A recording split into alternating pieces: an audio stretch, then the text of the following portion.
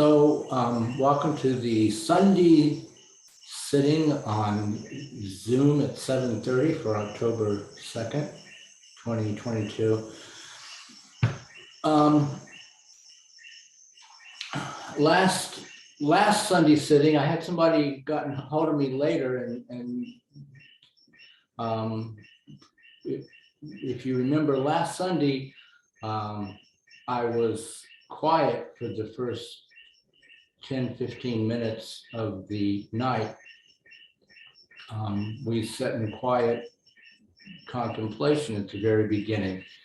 And this person was tuning in on YouTube and thought there was something wrong with the sound on her cell phone or desktop.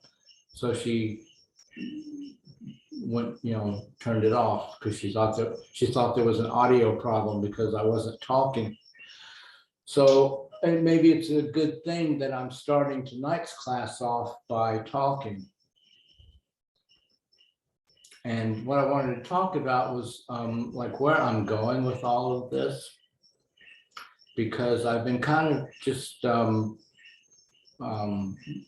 working my way through it because of the way things unfolded for me.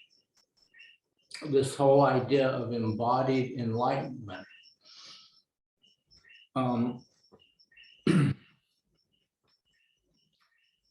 Which was so new to me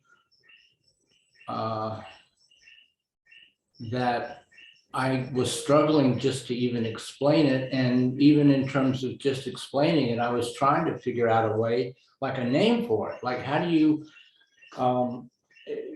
if I can't like give a 30-second description of what I'm talking about, if I can't even give it a name, then how do I communicate it to people? And so I was like working on coming up, just coming up with a name was difficult.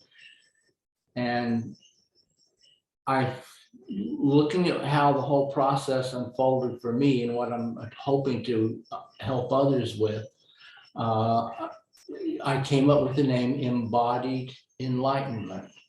Well, there's something in the zeitgeist. The whole zeitgeist is shifting because suddenly everyone is talking about this. Some people call it embodied awakening. Some people call it integrated awareness. But it is, if you're sensitive to it, if you know what if you know it when you hear it, you suddenly realize that there are a lot of spiritual speakers out there talking about this same thing all at once. So it's like something is being brought down onto the earth plane, and we're a part of that. I didn't know about these other people, and I just sort of discovered it on my own, in my own way, and through breathwork, Rebirthing-Breathwork. Most of the others are not doing any kind of breathwork. They're mainly coming from a non-duality, speaking, self-inquiry perspective.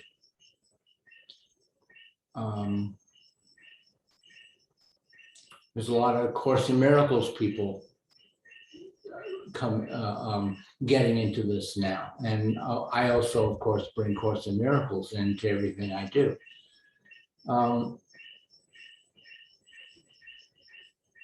Well, so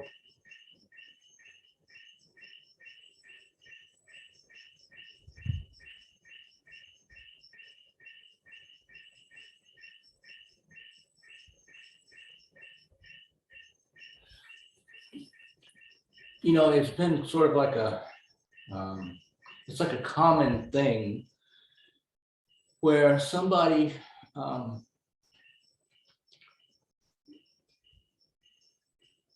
someone wakes up, so this is like a metaphor. They climb the mountain but they had a ladder that they used to get to the top of the mountain. You know, that ladder would be like a spiritual path. It might be like Zen Buddhism, or it might be Christianity, or it might be self-inquiry or meditation or yoga. But so that's the ladder. And they used that ladder to get to the top of the spiritual mountain, to get to the peak, the enlightenment, awakening, awareness. And then after they get there, they have all these people down at the bottom of the mountain saying, tell us how you did that. We want to have that too. And the person at the top of the mountain will kick the ladder away and say, you don't need the ladder. You can just come up here. You don't need the ladder. And the knock on that is the ladder is how they got there. So oftentimes, you know, the ladder is how they got there, but once they get there, they tell everybody you don't need the ladder. But that's what got them there, and that's what got them there in the first place. And so it's kind of puzzling and maybe even a little discouraging to the ones following after them. And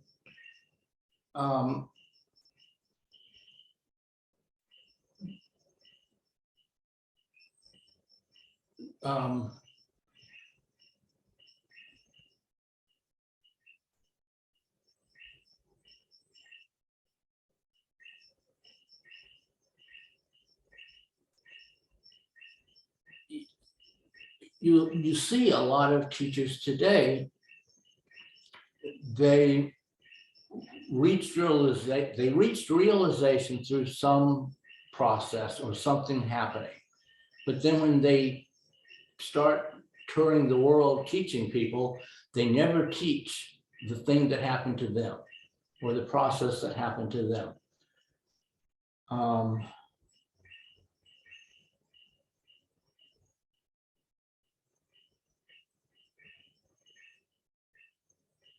Now, a lot of times that's because the process that happened to them was intense suffering. Eckhart Tolle had basically a nervous breakdown. Byron Katie woke up on the floor of a halfway house with a roach crawling over her.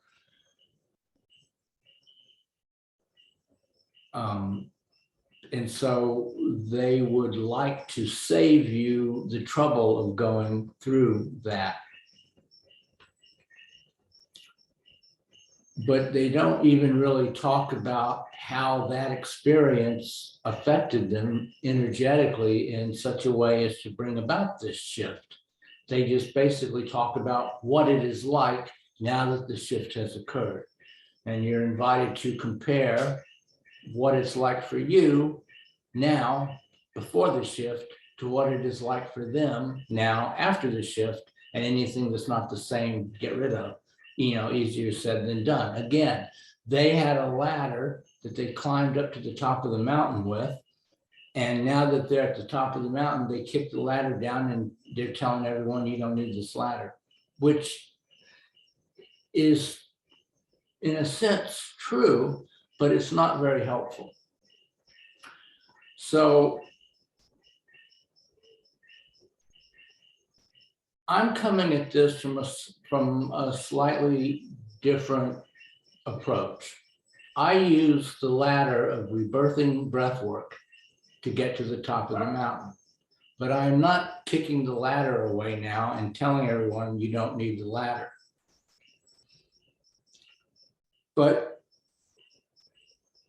I mean, because the ladder got me here, and the whole point of all of this, why I give sessions, why I teach, why I do weekly Zoom classes, is so that people don't have to suffer, so that you can awaken within your own body to truth, joy, and freedom. And I did it. My ladder was Rebirthing-Breathwork. Now that I'm at the top of the mountain, though, I look around. I can see things from here that I could not see when I was halfway up the ladder. And I do see there are other ways of getting here. The ladder coming up that sheer cliff face is not the only way. There's actually a way where you can walk up. You don't need a ladder. The slope of the ground is fairly not real steep, and you can walk up it. And that's the approach, the conceptual approach, the non-duality approach, even the Course in Miracles approach to all of this to a certain extent. And so and it's easier than climbing up the ladder. You can just walk up. So that's what people mean, that you don't need the ladder. You don't need the path. You can just come up here.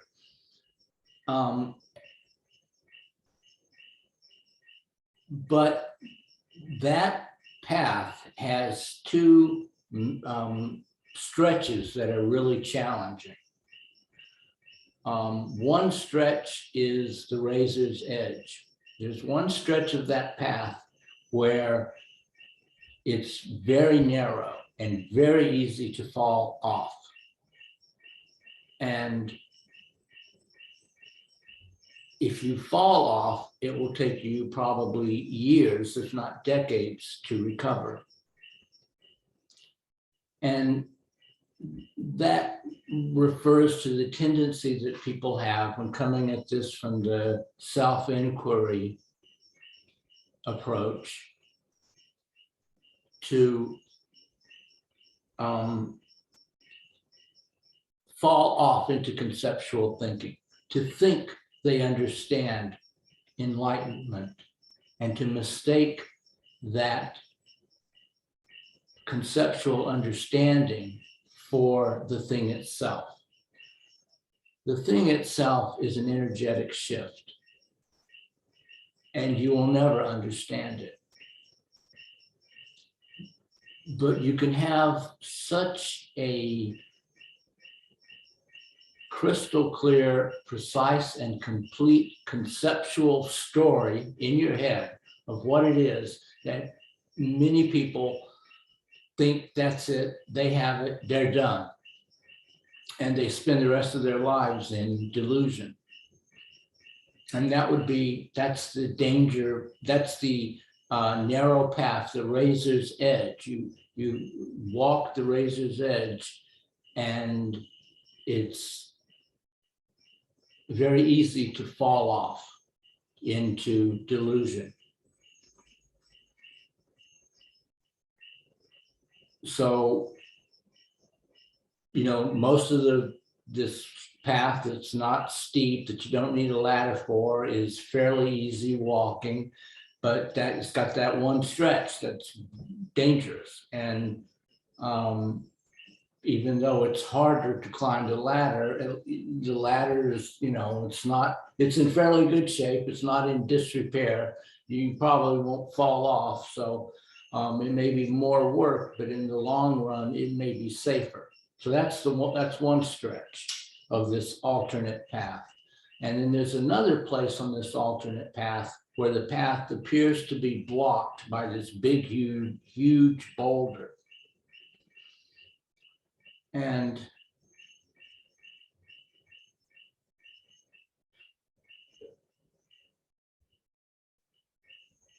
it's a strange boulder. The boulder looks like it's part of the path. It looks like you could just walk over the boulder. And sometimes when it seems like you're almost to the top of the boulder and ready to, be past it, go over the top and then continue on your way, just as it seems like you've reached the top, you slip down a little, and sometimes the boulder even seems to get a little bit bigger. And what that boulder represents is the other thing that keeps you from getting to the top of the mountain on this non-duality conceptual self-inquiry path, which is, it's all the stuff you're hanging on to. It's all the bullshit, false stories that you believe that you're not willing to let go of for one reason or another. And sometimes it's stories that you can't let go of because you don't even know you have them. You're being controlled by subconscious programming that you don't even know is there. So you don't even have a choice of letting it go or not. You just hold on to it and carry out your programming, and you have no idea it's there. So that's why the boulder appears to be a part of the landscape. And when you almost get to the top, but then you slide down a little, or the boulder seems to get a little bit bigger, that's the metaphorical equivalent of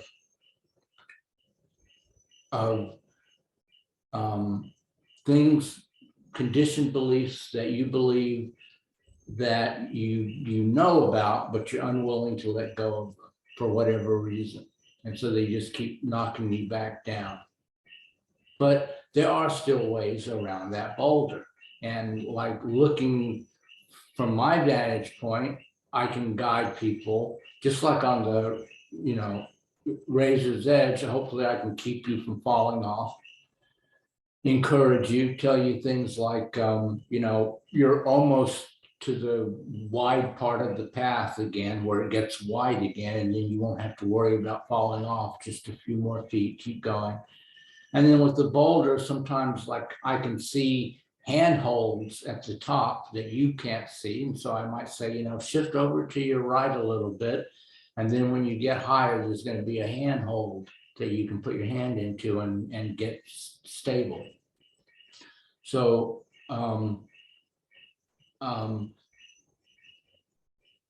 that is like helping people along that non-dual self-inquiry path, where you have to let go of all of your BS that you tell yourself every day. And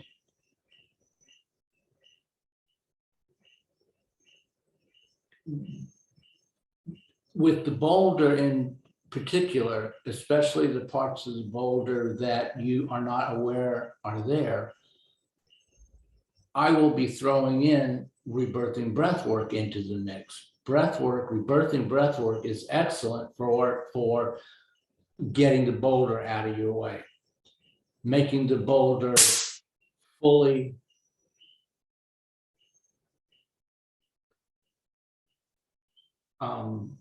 visible, so that it's not tricking you, making it easier to climb over or around the boulder. So I'm talking about how breathwork got me to this place, and how breathwork could even help someone following the more traditional path, because they can augment, they could either do just breath work. And I believe, the thing about breath work is that it's always good if the person giving you your session, it's kind of an initiatory type of deal. You can't get any further in your breathwork sessions than the person who is giving you sessions.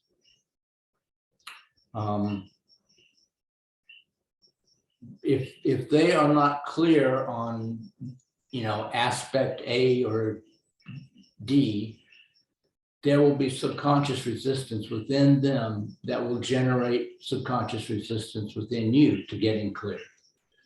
So it is like an initiation. And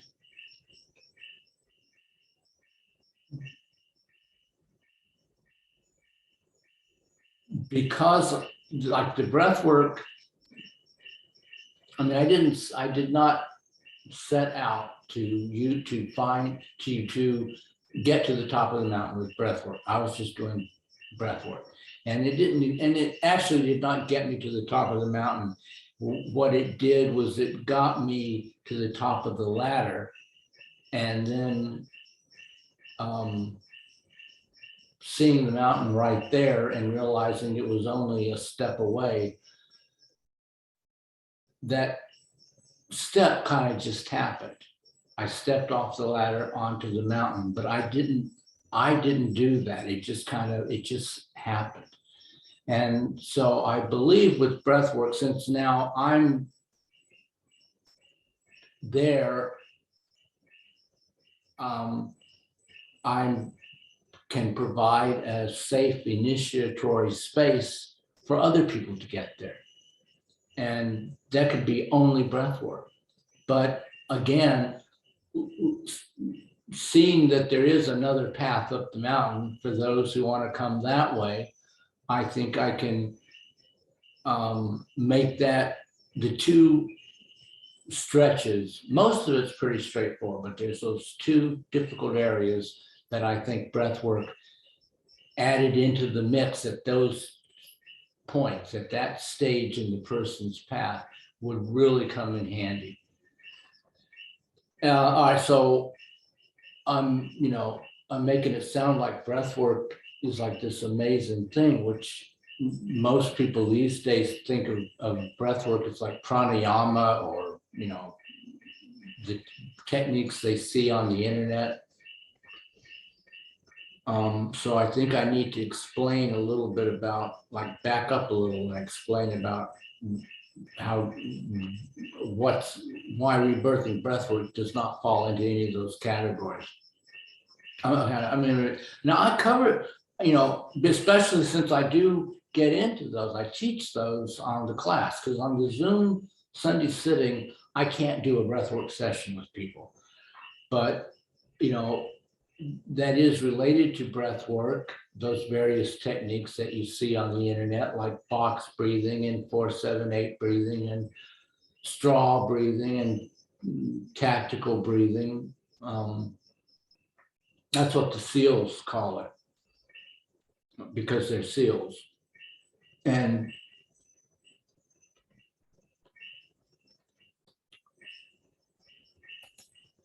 they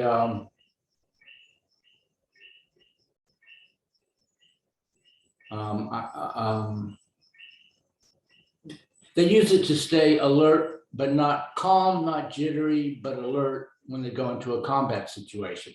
They don't want to be jittery and overreacting and nervous and jumping at every sound. They want to be calm, cool, and collected, but they don't want to be so calm that they're like, getting sleepy, or their awareness is getting dull and they're not seeing, dangerous threats that they need to see, or right. So if they want to get in like that zone of being awake and aware, but and at top peak performance, but also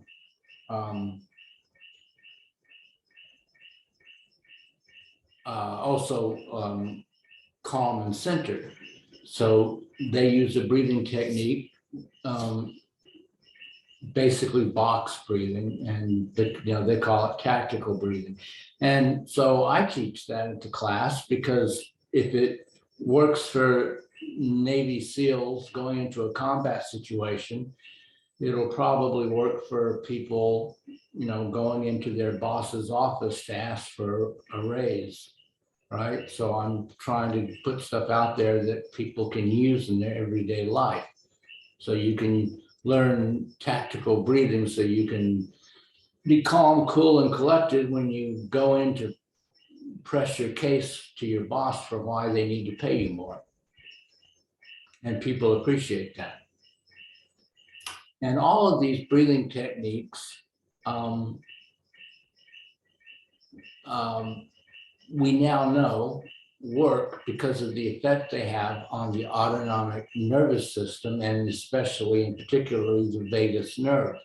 And that's thanks to the work of the discovery of Dr. Stephen Porges, who so sometimes I talk about his work and what he discovered, and it's kind of interesting what he discovered. Found out something totally brand new about the vagus nerve in the 1990s that nobody had ever noticed before, even though biologists have been looking at it for like 500 years.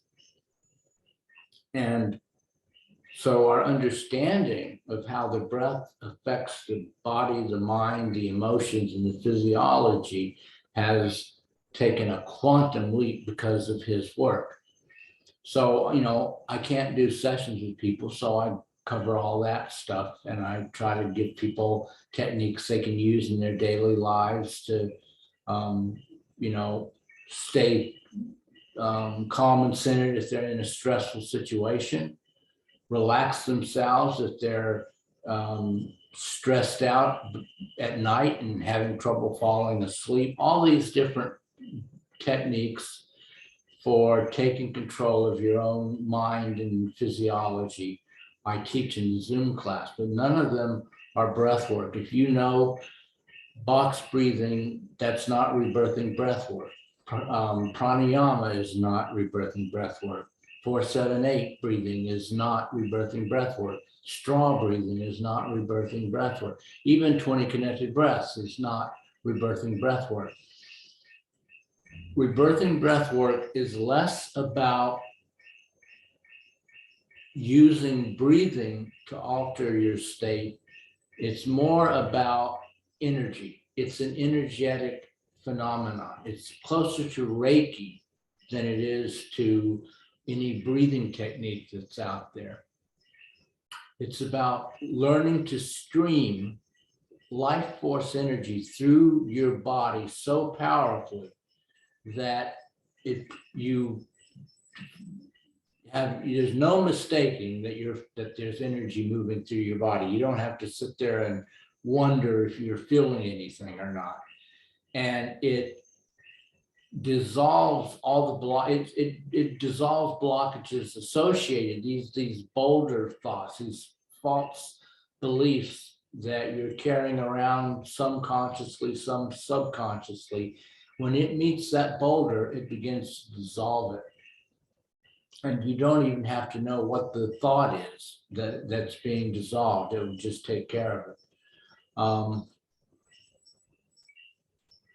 I say it's like Reiki because my first session was given to me by a Reiki master from Germany who was initiated into Reiki and being a Reiki master by someone who was initiated by someone who was initiated by Usui, whatever his name was. In other words, they were only like they were only like 2 or 3 people away from the root source. So according to the theory of Reiki, this person had very powerful Reiki energy because it wasn't diluted. And so I asked her if she ever gave Reiki to people while she was giving them a session. And she said, not anymore. She said she tried one time, but instead of the Reiki energy going from her hand into them, their rebirthing energy was coming from them going into her hands and going into her body. Because the rebirthing breathwork energy is like having a super powerful Reiki session, but you can give it to yourself. I mean, you start out learning from a breath worker like me, but the goal of it is eventually you can do it on your own, and then you can give yourself this super powerful Reiki session whenever you need it. And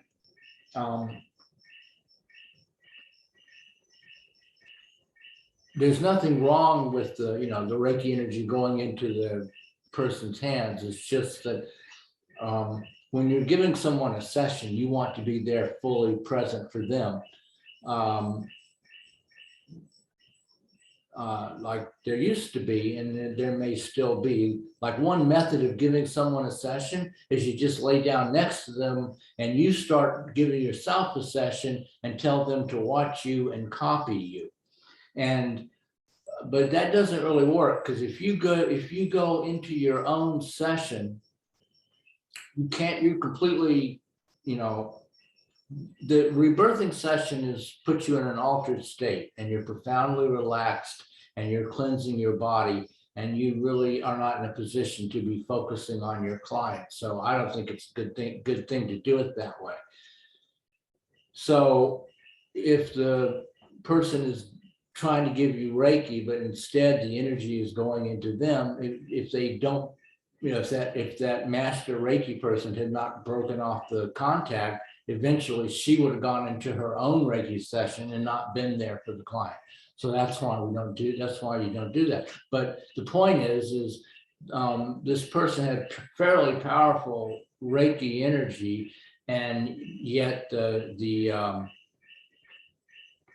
rebirthing energy coming in was a lot more powerful. And that's the energy that I'm talking about that can get you up that ladder and get you across the razor's edge and get you over that boulder.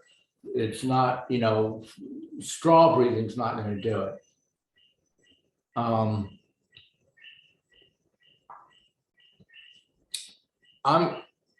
Let's take a break and come back in about 10 minutes, okay?